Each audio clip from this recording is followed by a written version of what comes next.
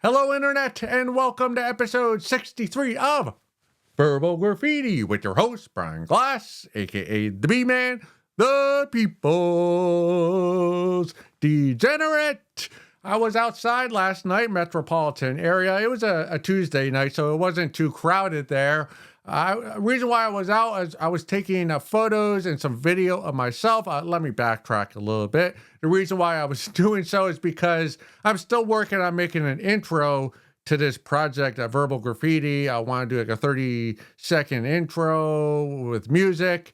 That's what I was trying to do last night. But as I was taking these photos of me, a little video, people riding by on their bike. It was a nice night, driving by in their car, walking their dog. People were hollering at me, asked me what I was doing. You get into a conversation before you know it, hey, I got to get this done. I don't mean to be rude. And even people who weren't stopping me, I could tell they were looking at me without pretending not to look at me. I sensed that energy, those eyeballs on me. It made me feel...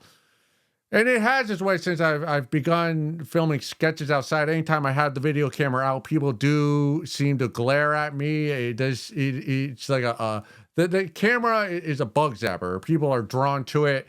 It does make me feel uncomfortable, self-conscious about myself. So to all the hotties out there and the baddies, I know what you're going through now. I understand now when I'm leering at you, how that can make you feel a little queasy on the inside. Now, I'm not going to stop doing so. Not going to stop looking back at you, but I do have more sympathy, and I do know what you're going through and the emotions it brings to you because of my and all of us Johns out there who can't keep our eyes on ourselves. So, yeah, it was a weird.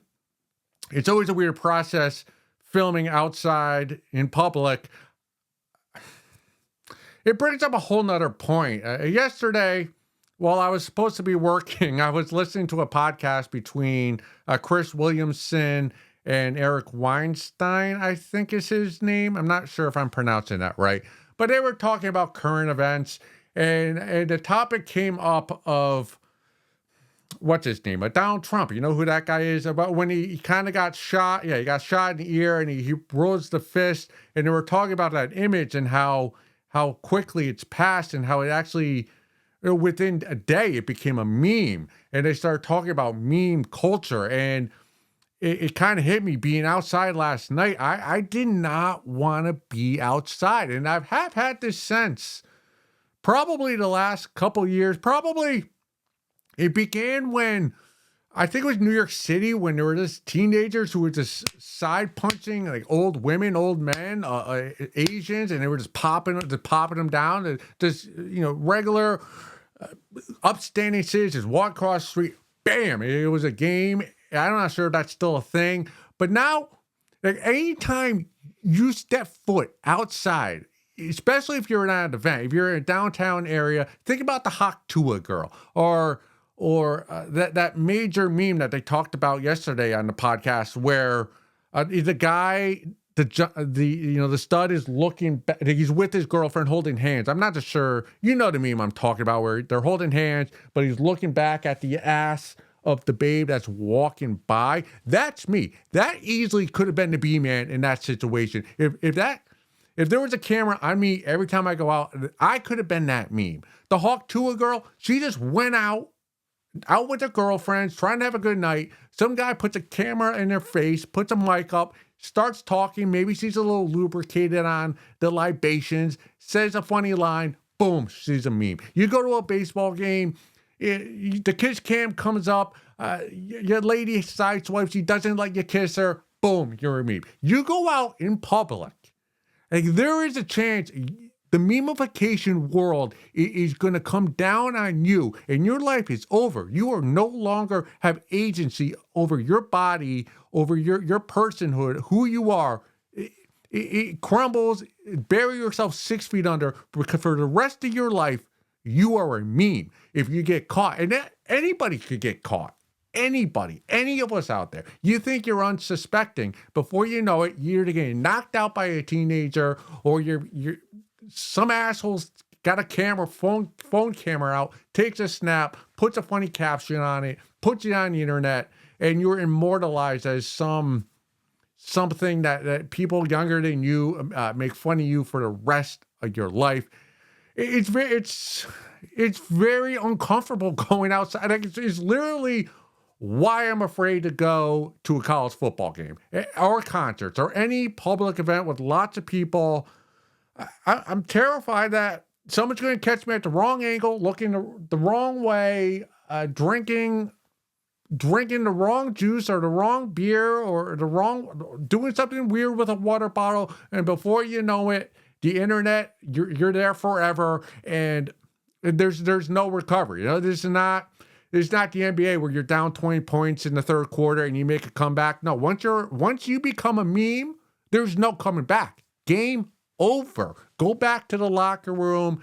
Find yourself a poison to poison yourself, because your life is over, and it's not fair. It is not fair. Like, you're just out walking this world, trying to have a good time, and fucking phone cameras just ruin it all. Like a personalized drone attack bomb over your life. And you're like one of the Snoopy or whatever, one of them has a cloud over them, and that's who you are. And it's not even who you are. You're now the meme. Like, your genetics, the chromosomes, the Ys, whatever the hell that is, it morphs into a flat meme or GIF, and you got to go live in some South American village where they don't have access to the Wi-Fi, because you can't be in the U.S. when you become a meme. It's petrifying out there in the real world. It's almost, now I'm thinking, now when I film and be taking photos outside, I might have to find a tarp and put it over me so that I don't get caught with a weird smirk on my face. Thankfully, I do stand-up where I'm in dark rooms and I'm not successful, so there are hardly anybody in there watching me do my dick jokes or listening to me do my dick jokes. And you do know I love Mr. Perfect. Let's get into something I found on Reddit. I found this one. Okay, just making sure the mic is on. It comes from a subreddit called Bad Women's Anatomy. I've seen a few of those. I thought my clit was where I peed from. Ooh. Sexual miseducation. I guess this is probably a topic brought up all the time in this sub, but I went literally almost 21 years of my life thinking I was peeing from my clit. If I had to pee in a cup, I placed my clit in the middle, and I would get pee all over my hand because I was missing the urethra. If I masturbated, I would rub my urethra thinking it's the clit and not get any pleasure. I didn't want to rub my urethra, so I would avoid rubbing it because I didn't want to rub where I peed from. Hand emoji. And for a while I was smelling bad down there and thought it was my pubic hair, so I trimmed, and that did help, but now I'm realizing it's because I was wiping the wrong area. It would miss my urethra, so my pee would get on my hair, stick, and stink everything up.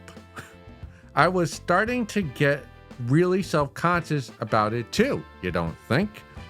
My sex ed in my health classes really failed me with this one. I was so insecure about my anatomy to thinking it was completely wrong just to see it mostly follows the diagrams and pictures you see when you Google the female anatomy.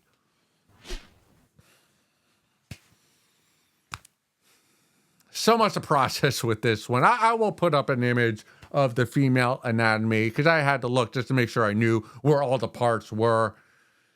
First off,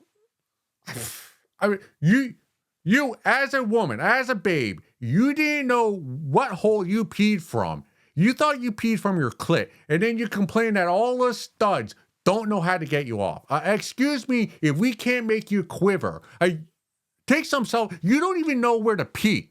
You don't even know where you're peeing from. And you get bitchy at us because we're not able to diddle the right spot at the right angle, at the right pressure to get you off. When you yourself are mixing up the clit and the pee hole, I'm not taking any more shit from any of you babes out there. Secondly, this is so Americana right here. This is so America, social media, 21st century, millennials, X, whatever the fuck we are right now, where nobody's willing to take self-accountability. You're seriously going to come at us here at Verbal Graffiti on Reddit to the B-Man, and you're gonna pin the blame on the United States healthcare classes for you not knowing where you pee from. Why don't you look in the mirror and take some self-accountability? That's not the responsibility of the health class teacher to show you where you're peeing from. That's something you should learn on your own. And if not your own, that's something your mom should teach you when you're, 5, 6 years old, when you're getting potty trained. Like after you're potty trained, you should kind of know where the hole is. Did you ever look down when you peed? That's the main question I have. That once in your life, in your 21 years, you already got pubic hair. Did you ever look down and see what hole the pee is coming out of? It seems like I look at my pee all the time just to make sure. I look down. Okay, when I pee, I know where my pee hole is. I'm looking and I'm seeing it to splatter all over the toilet. So I know the toilet seat. So I know I have to move my aim where it is. You never did that with your urethra? Weird. No, I'm not going to get on you. I am not going to eviscerate you here because I have had similar confusions with the female anatomy. I guess I should admit this since this is not a glass house, although it is a glass house because that is my last name. I will admit I was 27 when I learned that you babes don't pee out of your vagina. That is true. I was out to eat with my sister Missy, who is a nurse, and her friend. I don't know which of her friends it was, but she's also a nurse. So we're there. We're eating some grilled cheese at Westbrook Lobster in Wallingford, Connecticut. It was a summer afternoon, happy hour. We're getting our buzz on.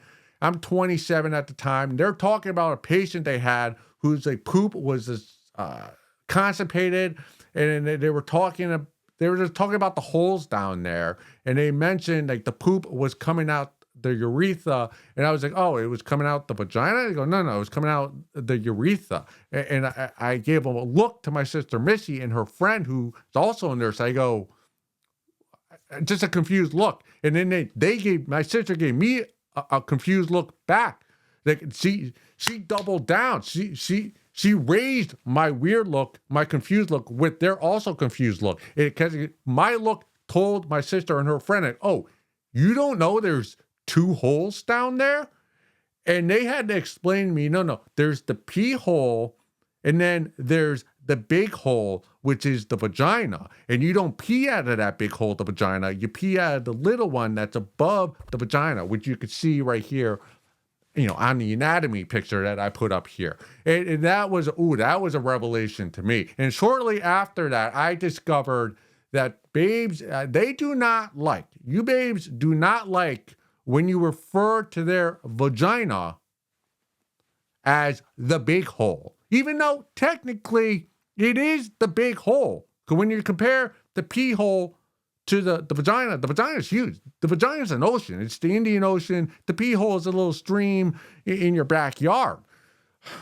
So I'm not going to complain. I'm not going to eviscerate you for not knowing your anatomy, although we are different sexes. In my defense, I don't watch kinky porn, so I'm not watching women pee on johns. That's not my genre of porn. Not hating on it, but it's also, I don't watch women pee that often.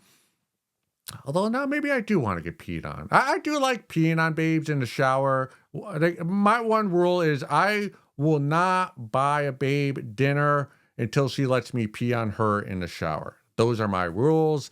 It's worked out well for me. Maybe it will work out for you. Well, back to you though. Back to you and your predicament. First of all, no, we're on not first. We're on tablet like 7, 8, 9 right now. Why do you have pubic hair? Why you're obviously you're young. I don't know, 20, 25. You should be getting waxed. You shouldn't have pubic hair down there. You should, at the very most, you should just have a little landing strip. The B man likes landing strips. Having a full bush down there, no bueno. Don't do that. This is very. It's hard for me to process how you went almost your entire life not knowing the hole that you peed out of. And now, now that I think about, honestly, the fact that you were peeing down there and it was getting caught in your pubic hair and it was making it stinky down there and giving yourself a skunk pussy because you weren't wiping the right hole or you were wiping the clit thinking it was the pee hole. I don't know how babes wipe after they pee. So, all right, I'm thinking out loud here. Let's break this down. So when a babe, you pee, you squat down on a toilet, you pee, I'm assuming you wipe up as to avoid the vagina and hence an infection. You don't want to get an, excuse me, you don't want to get a urinary tract infection. I'm not even sure how that works, but I'm assuming you wipe up away from the hole so that you don't get an infection in the vagina. But how do you wipe up? Or is it more of a dab? Because if you do wipe up, it can get all over the clit and your pubic hair, which is the pubic hair is above your pee hole usually, and sometimes to the side. So do you wipe up, or is it more of a dab? Like you have a stain on a white t-shirt, you get some ketchup, so you dab it. So do you take the Charmin and dab it, or do you go up? And also, like when you pee, let me know down in the comments. Do you spread your lips open so that the pee avoids the outer lips when you do pee? Like, do you just spread it wide so the pee just goes directly into the toilet? Or when you do wipe, do you pin your hood down so that your clit is covered and then you wipe up so that way it avoids the clit the piss, the moisture from the piss on the urethra?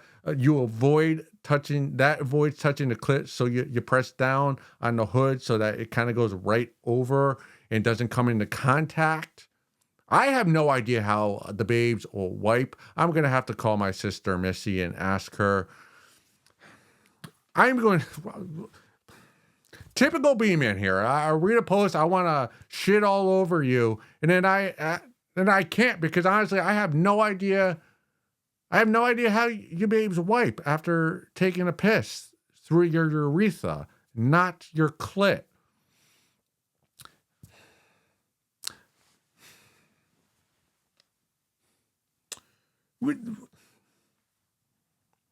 The girls, when you're in high school, I think I know how we can solve this problem. The girls in high school and boys, when you're in a locker room after gym class, the girls should all sniff each other's private parts. So any babe in your gym class who has a skunk pussy and it smells funky, you could tell her, yeah, you got a stank puss. How are you wiping? You could find solutions right there. Right when you're hitting puberty. Same thing with the boys. We should get on our knees, smell every other guy's privates. So if anyone's like obscene, there's some obscene stank just emanating from our pubic area. Like we know, hey, you gotta go see a doctor or figure this out. This should be after every gym class. The girls go to the girls' locker room, sniff each other's vagina. The boys go to the boys' locker room, sniff each other's ball sacks and wieners.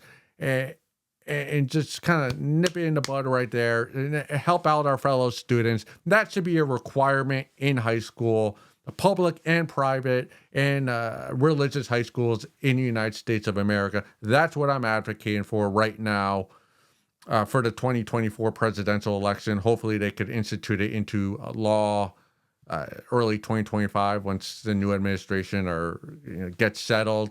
That should be number one on the docket to get done.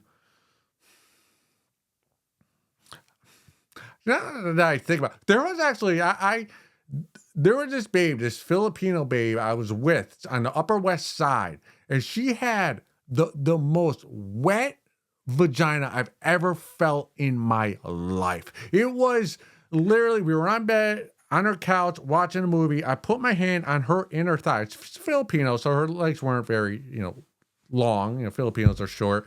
So, but like, by the time I was halfway up her thigh, like, there was a liquid. It was like dripping down. I was like, oh my God. I came so quickly inside of this babe. It was the most wet, best vagina I've ever felt in my life. But it stank. It was a skunk puss, man. Skunk coochie. Ooh. It's now that reflecting back on a few times we had sex, I should have told her that her vagina smelled like skunk.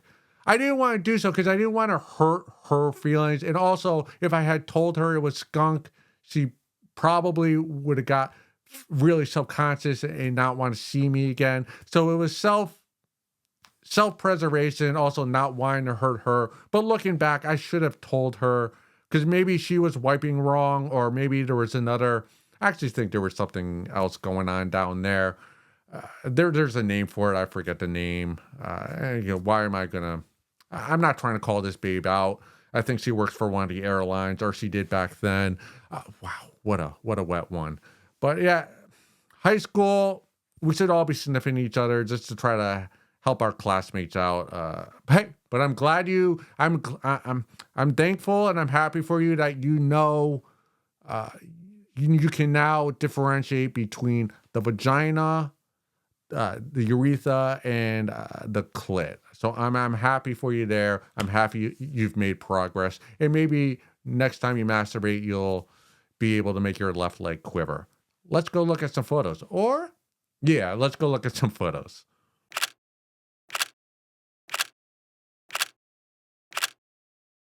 Verbal Graffiti, episode 63, segment 2. I noticed in that first segment, my jacket makes some ruffling noises. My apologies if that's coming through the mic and you're hearing that. I'll try not to wear this jacket again when I film future episodes. I probably will forget though, and will wear it as the seasons here are changing, which also brings up another thing I have to address.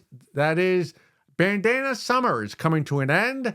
Although, I think I'm going to continue to wear the bandanas. Maybe not every episode, maybe not every night when I go to do stand-up, but I have accumulated a few of them this season. I like the way they look on me. They make me feel more confident, and not many of the fellas around are wearing a bandana, so it makes me stand out, and I'm going to continue to peacock. So the bandana will be part of my attire going forward. Proud to say that. Proud to be a bandana guy. Going back to that first segment with the human anatomy, something came up this weekend. I was with my family. We were having a little party. And I had mentioned that there was a long time in my life, probably till my late teens, I thought the penis came from the umbilical cord, and the length of your penis was dependent on how far away from your body the doctor cut the umbilical cord. So the further away, the longer the umbilical cord was when it was cut, that determined the length of your penis. Now, I learned somewhere along the way, I think the umbilical cord is your belly button. So they cut it. It kind of turns black, similar to getting grayscale in Game of Thrones, and it falls off, which is also similar to a duck penis, if you know anything about duck anatomy. The human body, very, very confusing. It's an enigma to a lot of us who have not studied anatomy, or it's not part of our profession. Maybe I should spend a day with my sister Missy at the hospital. As I mentioned previously, she is a nurse, and just walk from room to room and get a look at everyone's bodies who are in pain, and just really focus on how their bodies operate, so I can get a better feel for how how the body works. The body, man, it's ever changing, ever changing. So, hey, my bad. I thought the umbilical cord was a wiener for over a decade of my life. Also have to mention, if I'm not anything, to be man, I am an online panhandler. Let's say I'm on the corner of the internet on 9th Ave and 23rd Street. I'm begging. I'm imploring you. I got my hat out begging for money. What I'm really begging for is please like, subscribe, download, whether it's YouTube, Apple, Spotify, share it with a friend, share it with an ex, share it with a friend who doesn't know how to wipe their vagina correctly after taking a piss. Share it. Rip it up, make fun of me, do the thing where like my lips move but say something different. If you like a clip, feel free to condense it and put it out there on the internet, on whatever corner of the internet you are. If you do that, maybe we'll actually get this thing to this project that is verbal graffiti. It will take off and get off the ground, and like putting yeast in the oven, it will whatever, bake into a pie or a cake or whatever the fuck. I don't know. I'm not a great cook. One also thing I also wanted to mention, I tried taking a photo of this, and I guess the photo didn't take, but I was in Cheshire, Connecticut at an intersection. If you're not aware, Cheshire, Connecticut is a mostly upper middle class, mostly white community town. Make of that what you will. But I was there at the intersection. The car in front of me had a bumper sticker with a skeleton hand, a middle finger. And I looked at that, trying to take a snap of it. It was such a snapshot of the depravity that has become American culture, a middle class culture, and how there is no more middle class. Like if you're driving a car in America and you decide it's a good idea to put a middle finger bumper sticker on your vehicle, you're telling everybody you don't give a fuck about anybody. This was the middle of the day, and you got a middle finger, and there are probably tons of kids seeing it. What are you thinking? Putting a bumper sticker of a middle finger on your car for everybody to see. The elderly, the young, the nuns, the priests, the teachers, the upstanding citizens. Like, yeah, me. The people's degenerate, I see it, I get a chuckle. But you gotta understand, there are people trying to raise families. And for you to be putting a middle finger on your vehicle and not have a care in the world for morals, for efficacy, for just civility. Can we have a little bit more civility? It is clearly over in America. And as that guy, who is it, Rutherford Ledyard, who's claiming there's going to be a civil war, I'm not sure about that. But when I'm seeing cars middle of the day in an upper middle class neighborhood with a middle finger bumper sticker, it does make me question the downfall of American culture, society, and if we can ever recover from it. Yeah, we're still a superpower. We're a hegemon. We got all the bombs and the military, and we still have Harvard and all the universities. And, our culture is still, like the movie culture is still the envy of the world. Man, but when you see a vehicle with an obscene bumper sticker in the middle of the day as I'm trying to go just do some errands, and it's just knowing that kids are going to see that, and then the father's going to have to explain what that is to his little boy or his little girl. And it's like, fuck you. I know literally you're telling us, fuck you with that bumper sticker, but fuck you for doing that and then putting parents in a position where they have to have a difficult conversation as their, 8-year-old boy is laughing in the passenger seat. It's who the fuck am I to be complaining? I mean, look at this. I mean, but at least I'm not Actually, I do read smut lit in public, so eh. Maybe what's that word? I'm a hypocritical. Yes, I'm a hypocritical. But yeah, I will not be putting middle finger bumper stickers on vehicles. Moving along, found this one on the subreddit Doomer. Just going to leave this here. I give up on dating because I am aware that being 5'5" isn't going to help me land a date no matter how high tier normie I am or how gentleman I am. I have come to that acceptance and will not and cannot resist this reality. I would like to see the world how I want to see it, but I see the world for what it is. It makes me feel down and feel like ending it all. Well, please don't. What's been keeping me here is eating my favorite foods, YouTube, what up? Watching cute animal videos, video games, my PS5, learning about crypto, scammers will be ignored, and the stock market, and listening to new artists that I never heard of. I'm pretty sure the votes for this post aren't going to be great, which is why I'm going to leave this here. I already tried copium, do not know what that word means, and have an extremely high tolerance for it. Now, yours truly, ... Kind of reads like a suicide note. Hopefully that's not the case. In a way, I'm in admiration of you. Reason being is you are a realist. It makes your life a little easier to live, to get by, the drudgery that is day-to-day life in this America, and having to see people with middle finger bumper stickers that you try to go about your day. All right, enough of that. Back to you. But the fact is, I am not a realist, as 40 years old, still trying to make it as a stand-up comedian after a decade plus of doing it. A failure with After Time expires. Go check it out. Written smut blog. Trying to do this thing here, verbal graffiti. Nothing I've done is ever taken off the ground. I am what you call an idealist. I'm a dreamer, a go-getter. I go after life. While I enjoy it because it is who I am,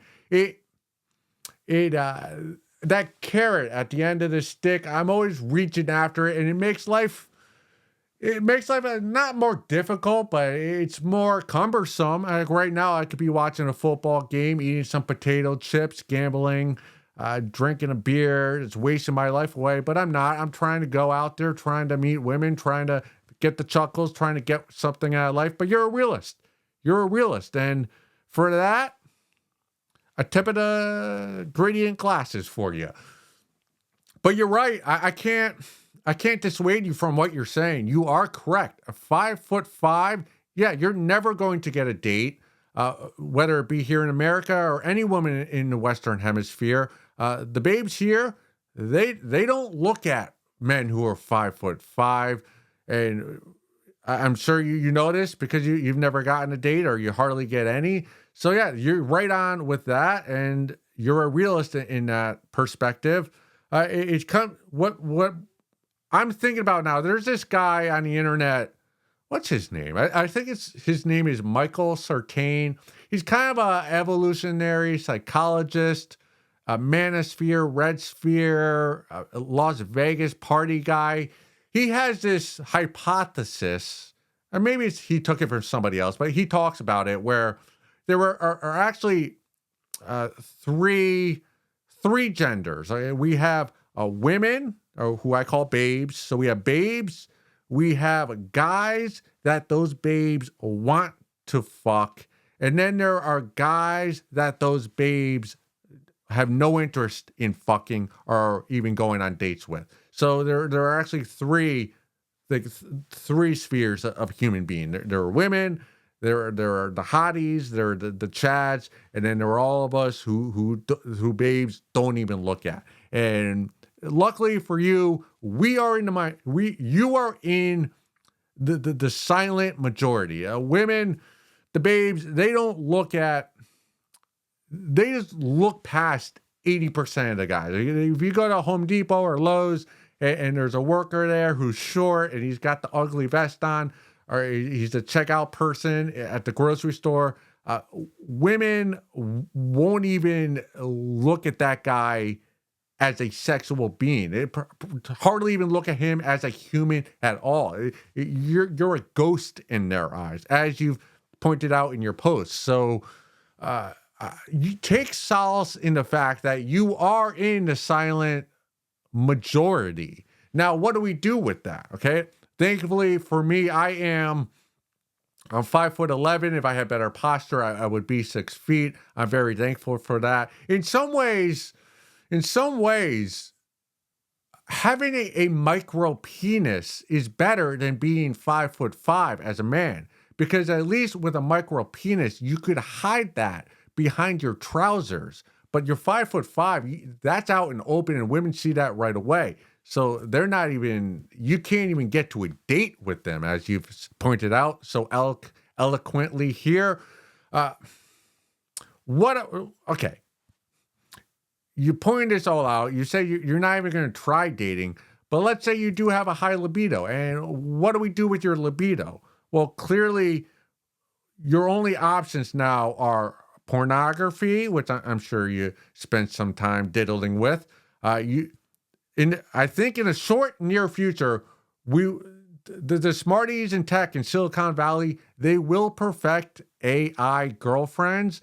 So if you have the funds, you'll be able to get one of them, or you could go the high-end escort route and pay for sex.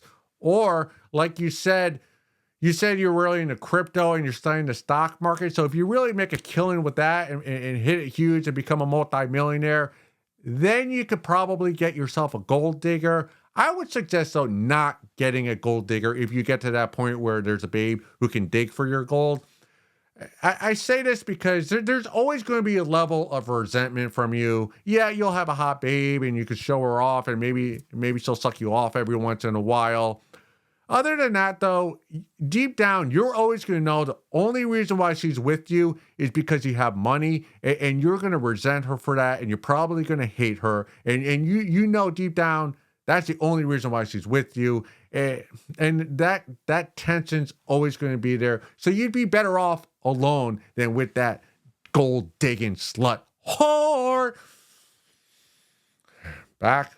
Other option for you is to leave America, leave Western Hemisphere, go somewhere where the average height is shorter, whether that be somewhere in Asia, India, or South America. There are plenty of places in the world where the average height of guys is probably, 5'6", 5'7". So you can do what do they call that? The passport bro. I believe that's a term. Americans who go foreign to find a girlfriend. You could do that route if you're really interested in getting a woman. There are plenty of tutorials from the passport bros on YouTube you could check out. Just put it in the search and you'll see plenty of videos from those sad men. But hey, they get the babes overseas, so I'm not hating on them. I do like your state of mind, though. And let me try to give you a bit of a pep talk. All right, I'm a bit of an idealist, so I'm gonna try. Take a knee, like we're playing football. Take a knee right now, and you're only 5'5", so it's not far down. It's bad joke. My bad. All right. Everything you said that you're into, whether it's YouTube, eating dope food, playing PS5, looking at the cute dog videos, crypto, stock markets, all that's fun shit. Honestly, all that stuff that you're doing right now is more fun than hanging out with babes. Babes, they're a wet blanket. Most babes do not know how to have fun. Now, honestly, if you told your boys, you got some boys, tell them, hey, I got a PS5. They're going to be excited. They want to come over. They're going to want to get the sticks. They're going to want to play Madden with you or whatever first person fighter game you're playing. I'm not a video game guy, so I don't know. But PSA 5 is like the top system. So your friends would be geeked out if you had just gotten that. If you told your boys like, oh, I got a new girlfriend, they're gonna be happy for you, but behind your back, they're gonna, oh man, dude, he's got a girlfriend. She's gonna change him. He's never gonna want to come out anymore because he's gonna be a slave to the pussy. Hopefully, it's not a skunky pussy, but women just bring men down. There's no fun. Women aren't fun when they're around guys. And like other than their orifices, what else do you want to do with a babe after that and some cuddling? Whoa, that was misogynistic of me. Hey, I'm trying to help out this guy, okay? We're trying to pep him up. But seriously though, everything you're doing, like there's hardly any babes that would want to do these things with you. Whether like how many babes want to watch a YouTube and play PS5 and study the stock market? Honestly, I guarantee you, because I know myself, I've gotten much more knowledge and laughter from YouTube videos than I have any woman in my life. And not that there have been many, but you get the point. Like you're living a good life. You're living a good life. You've shunned the woman. You've kind of become an incel. But hey, you're learning how to become rich. You're playing your video games. You know, you're watching YouTube, which is dope as fuck. So you're in a good spot. I will suggest though that you find a hobby and a hobby that's outside. It doesn't have to be a physically active hobby, but it has to be an activity where you have to open your front door and go outside. This is because even though you've shunned the women, you've understood your lot in life. The women on the internet are a lot hotter than the women in the real world. So you're so invested. You're living too much on the internet world where all these women have filters and are magical looking. When if you go out into the real world, you'll notice most of those people with the XY chromosomes, they're kind of ugly. They look like potatoes. They have Picasso bodies. They have horse faces. You'll want nothing to do with them. And if you walk outside long enough, these babes, they're so deformed that you'll be thankful that none of them want to date you and that you don't have to waste a Sunday afternoon at the in-laws' house. You'll be so thankful that you're 5'5". So yeah, do that. Go outside. Find a hobby. That just is out in the real world where you'll see all the uglies and the potatoes and the Picasso bodies. But yeah, man, you're in a tough spot. I mean, no babe wants to fuck a guy that has to put lifts in his sneakers to get on a roller coaster. So it's a tough spot. But hey, man, I gotta say this, man, to you and to everybody, go suck a fat one.